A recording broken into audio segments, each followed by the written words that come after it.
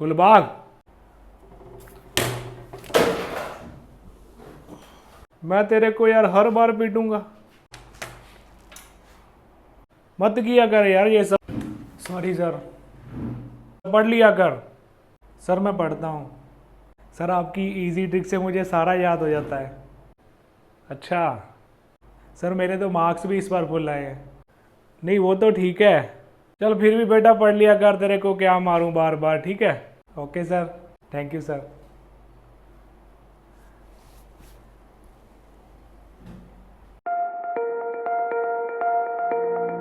As you already know myself रट्टा man, लाओ रट्टे चक दो फट्टे।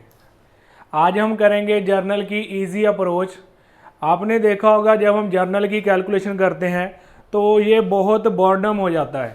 इसमें बच्चे जब सॉल्व करते रहते हैं तो बोर हो जाते हैं, वो एक टाइप के लकीर के फ़कीर बन जाते हैं।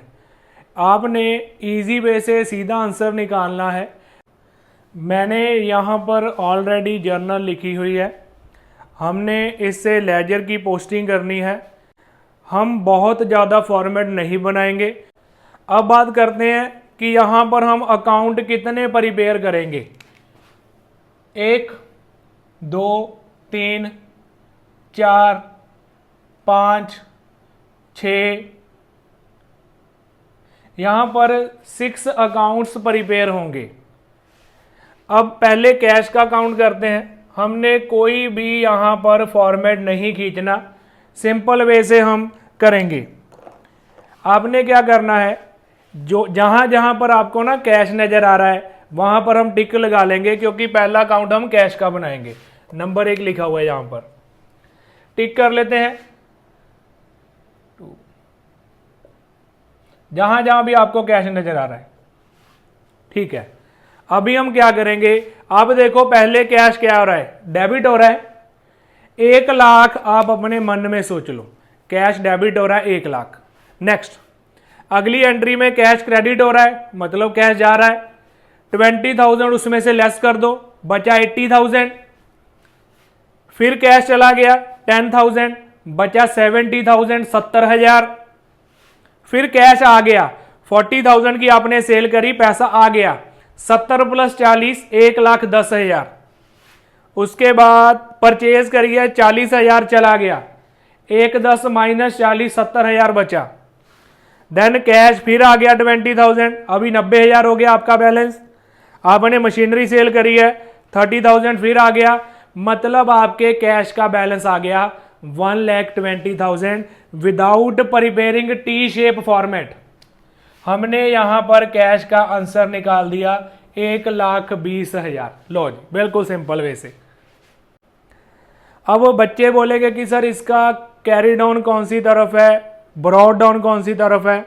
देखो बच्चों, जो एसेट और एक्सपेंस होगा, ठीक है, उनका जो ओवरऑल बैलेंस होता है, जो हम ट्रायल बैलेंस में पोस्ट करते हैं। बहुत से बच्चे बोलोगे अभी तो ट्रायल बैलेंस होता ही नहीं।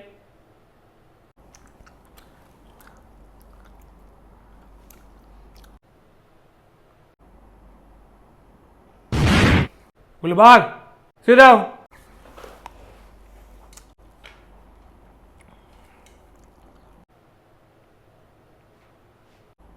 सर आप खाओगे, आप खाओगे? ओ नहीं यार चुप कर, सॉरी सर। हाँ, बहुत से बच्चे बोलोगे कि अभी तो हमें ट्रायल बैलेंस पता ही नहीं। मैं वही बता रहा हूं आपको, जो हमारा अकाउंट्स का बैलेंस आएगा ना, जैसे एक्सपेंस और एसेट्स, उनका ओवरऑल बैलेंस डेबिट होता है। ये 1,20,000 डेबिट बैलेंस होगा। अपने कैश अकाउंट का डेबिट बैलेंस निकाल लिया। अभी ना हम पहले सारे अकाउंट्स के बैलेंसेस निकाल लेते हैं। Debit, credit, brought down, carry down की बात हम लास्ट में करेंगे। ओके, जैसे हम कैपिटल अकाउंट पर निगाह मारते हैं, capital 1 lakh, capital 50,000। Capital account का हमारा जो आंसर है वो आ गया 1.5 लाख, सिंपल वे से, नो टी शेप। आगे थर्ड अकाउंट हमारा परचेजिज का है, परचेजिज 20 की परचेज करी है, 40 की परचेजिज करी हैं, 20 + 40 60,000, 60,000 आ गया। नेक्स्ट हमारा फोर्थ अकाउंट वेजिस का, वेजिस और कहीं पर वेजिस नहीं है तो 10,000 वेजिस का आंसर आ गया। सेल्स अकाउंट 1 2 और कहीं पर तो सेल है भी नहीं, 40 + 20 सेल्स हमारी आ गई 60,000 की। आगे बात करते हैं, मशीनरी 50 30 की बेच डाली, हमारे पास मशीनरी 20,000 की बची पड़ी है। अब डेबिट और क्रेडिट बैलेंसेस पर आते हैं। कैपिटल LIC का rule last C, it means ये क्रेडिट बैलेंस है।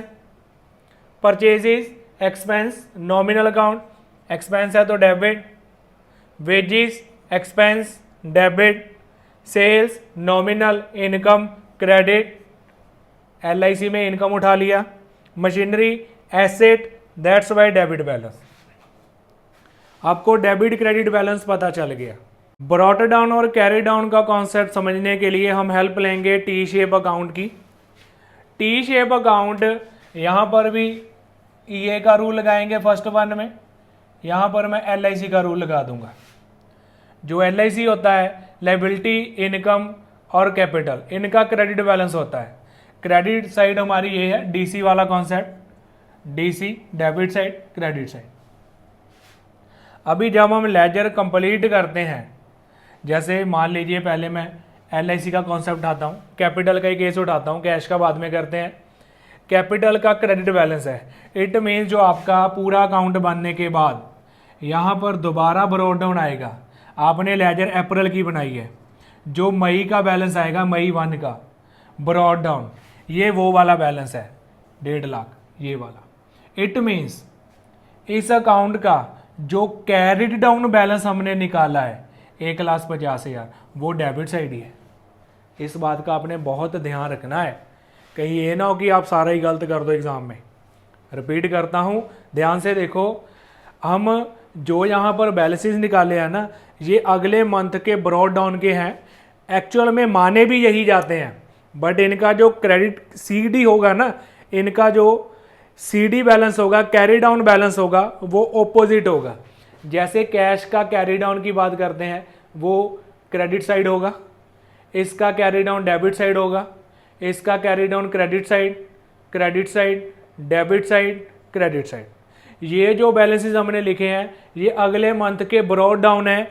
एक्चुअल में मायने भी यही रखते हैं, बट अगर कैरी डाउन की बात करेंगे वो उससे ऑपोजिट होगा। अगर ब्रॉट डाउन डेबिट है तो कैरी डाउन क्रेडिट होगा। बिल्कुल कंफ्यूज नहीं होना, ये जो हमारे बैलेंसेस रहेंगे ये कैरी डाउन रहेंगे और ये ब्रॉट डाउन मैंने जो पहले बताया। आगे एक और लेते हैं, हम EA रूल लगा कर देखते हैं। EA मतलब कैश अकाउंट का रूल लगा कर देखते हैं। कैश अकाउंट का जो डेबिट बैलेंस है 1,20,000 आ गया। पहले एक लाइन खींच लें, यहाँ पर आप लिख दें 1,20,000 डेबिट तरफ, ये ब्रॉट डाउन है, ये मई 1 का ब्रॉट डाउन है। इट मीन जो कैश का कैरी डाउन बैलेंस आया होगा अप्रैल 30 को, वो क्रेडिट तरफ आया होगा। मैंने यहाँ पर ऑलरेडी लिखा भी है, कैरी डाउन कैश का क्रेडिट तरफ। ओके, आपने बहुत अच्छे से ये समझ लिया। Thank you sir.